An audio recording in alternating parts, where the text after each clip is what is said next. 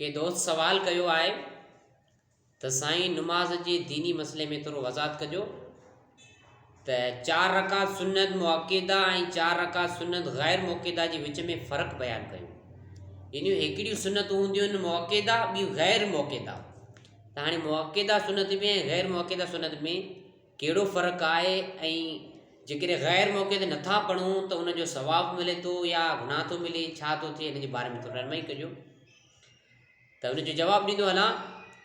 4 रकात सुन्नत ग़ैर मुअक्किद जी पहिरीं क़ाइदे में अतयात बैद दुरूद इब्राहिमी ऐं दुआए मासूर खे पढ़ियो वेंदो ऐं 3 रकात जे शुरू में सना ऐं तऊज़ बि पढ़ियो वेंदो, जॾहिं त सुन्नत मुअक्किदा में ईअं न कबो।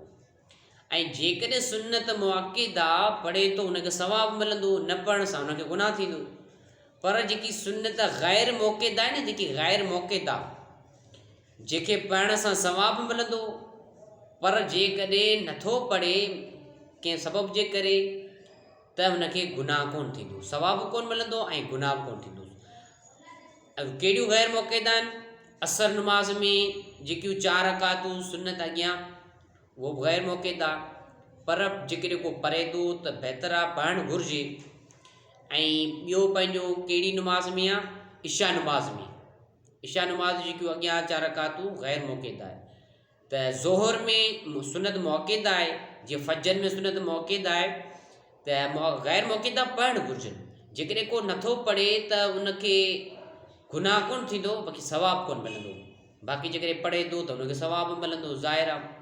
फ़र्क़ु इहो आहे त पहिरीं क़ाइदे में अतयात बैद दुरूद इब्राहिम ऐं दुआए मासूरा पढ़ियो वेंदो ऐं 3 रकात जे शुरू में जॾहिं 3 रकात जे लाइ उथे थो त सना ऐं तऊज़ पढ़ियो वेंदो, जॾहिं त सुन्नत मुअक्किदा में ईअं न कबो। त इहे मसला दीनी सिखणु अलाह साईं असां सभिनी खे तौफ़ीक़ अता फ़रमाए। वमा अलैना इल्लल बलाग।